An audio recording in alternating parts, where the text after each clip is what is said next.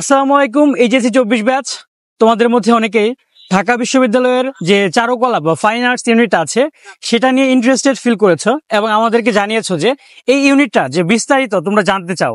তো আজ আসো আমরা একদম এই ইউনিটটার যে নোটিশটা আছে সেই নোটিশটা নিয়ে আমরা জানবো। তো প্রথমত এই ইউনিটে আসন সংখ্যা কত? চারুকলাতে টোটাল কোটা এবং অন্যান্য জিনিস সহ আসন আছে 130টি। তারপর এই ইউনিটে পরীক্ষা দেওয়ার যোগ্যতাটা কি? তুমি যদি এই চারুকলা ইউনিটে পরীক্ষা দিতে চাও, এখানে তোমার এসএসসি এবং এইচএসসি দুইটাতেই ইন্ডিভিজুয়ালি 3 থাকতে হবে জিপিএ, বাট ইন টোটাল তোমার কিন্তু 3.5 থাকতে হবে। মানে কি, অনেকে এটা নিয়ে কনফিউশন হতে পারে যে ভাই 3+3 যোগ করলে তো 6 হয়, ঠিক আছে। এখানে আবার আপনি 6.5 করে থেকে আনতেছেন। এখানে ব্যাপারটা হচ্ছে কি যে তুমি মিনিমাম 3 পেতে হবে, বাট তুমি যে দুইটাতে জাস্ট 3 থাকে তুমি চান্স পাবা না বা তুমি ভর্তি পরীক্ষা দিতেই পারবা না। এখানে তোমার কি করতে হবে, একটাতে আবার কিন্তু তোমার 3.5 বা 4 এরকম থাকতে হবে, ঠিক আছে। এরপর তুমি হচ্ছে পরীক্ষা কোথায় দিবা? অনেকগুলো ভর্তি পরীক্ষা তো আসলে বিভিন্ন বিভাগীয় জেলায় দেওয়া যায় বা অন্যান্য ভার্সিটিতে দেওয়া যায়, কিন্তু আসলে চারুকলাতে অনেক কম সিট, তো এখানে তুমি শুধু ঢাকা বিশ্ববিদ্যালয়ে ভর্তি পরীক্ষা দিতে পারবা। তারপর এখানে আসলে এক্সামটা কিভাবে হয় এটা নিয়ে সবার অনেক ডাউট, ঠিক আছে। এখানে তোমার সাধারণ জ্ঞানের হয় এমসিকিউ, সেটা হচ্ছে 40 মার্কস, ঠিক আছে। আমাদের 40টা এমসিকিউ হবে, আর কিছু মানুষের ছবি আঁকতে হয়, ঠিক আছে। বিভিন্ন ধরনের মানুষ তোমার হচ্ছে দাঁড়িয়ে থাকে বিভিন্ন অঙ্গভঙ্গিতে, সেই ছবিগুলো মানে আঁকতে হয়। তোমরা হচ্ছে প্রতিবার চারুকলা পরীক্ষার পরে দেখবা যে কিছু ছবি ভাইরাল হচ্ছে ফেসবুকে, সেগুলো হচ্ছে মানে চারুকলা ইউনিটে পরীক্ষা দিতে যে মানুষজন মানে এমন এমন ছবি আঁকে। সো তুমি যদি পরীক্ষা দিতে চাও তুমি আগে থেকে ভালো মতো ঠিক করে যাবা। সো আমাদের 40 মার্কস আছে কই থেকে? সেটা হচ্ছে জিকে থেকে।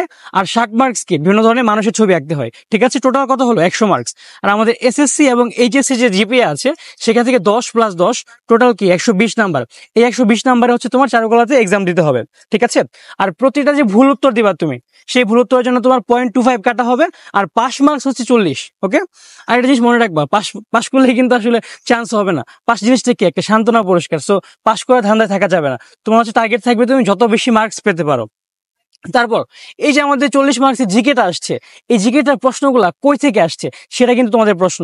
এখানে মেইনলি আসবে তোমার এসএসসি, তোমার এইচএসসির যে Bangla first paper, English first paper যে বইগুলো পড়েছো, এখানে বিভিন্ন কবি পরিচিতি বা তোমার লিটারারি যে টার্মস গুলো আছে এগুলো থেকে কিছু জিনিস আসতে পারে।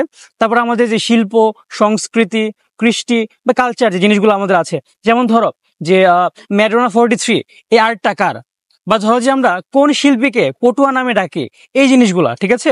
এই জিনিসগুলো হচ্ছে আমাদের আসতে পারে। আর কয়েকটা জিনিস আসতে পারে, যেমন ধরো যে বর্তমান কারেন্ট অ্যাফেয়ার্স, ঠিক আছে। আগে তো আমরা জানতাম কি কারেন্ট অ্যাফেয়ার্সে কি শেখ মুজিবকে নিয়ে প্রশ্ন আসতো, এখন শেখ মুজিবের জায়গা কে নিয়েছে? ডক্টর ইউনূস। তো সেখান থেকে কিছু প্রশ্ন আসতে পারে। তোমার যে বৈষম্য বিরোধী ছাত্র আন্দোলন আর হচ্ছে যে বর্তমান যে উপদেষ্টা মন্ডলী আছে সেখান থেকে ধরো যে কিছু প্রশ্ন আসলো, ঠিক আছে। এটা আমাদের গেল। আর তোমাদের হচ্ছে যে তোমরা কবে এই ভর্তি পরীক্ষাটা হবে, ঠিক আছে। এই ভর্তি পরীক্ষা কিন্তু সবার আগে 4 জানুয়ারি এই ভর্তি পরীক্ষা হবে। সো তোমরা যারা এখনো ফর্ম ফিল আপ করো নাই, তোমরা কিন্তু খুব তাড়াতাড়ি ফর্ম ফিল আপ করে ফেলবা, বেশি দিন নাই কিন্তু। আর এই 25 তারিখের মধ্যেই ফর্ম ফিল আপ করে ফেলতে হবে। আর পরীক্ষাটা হবে তোমার 4 জানুয়ারি সকাল 11টা থেকে 12টা 30-এ, সেটা হচ্ছে আমাদের শনিবার, ওকে। তোমাদের যদি আর কোনো প্রশ্ন থাকে চারুকলা নিয়ে তোমরা আমাদেরকে জানাতে পারো।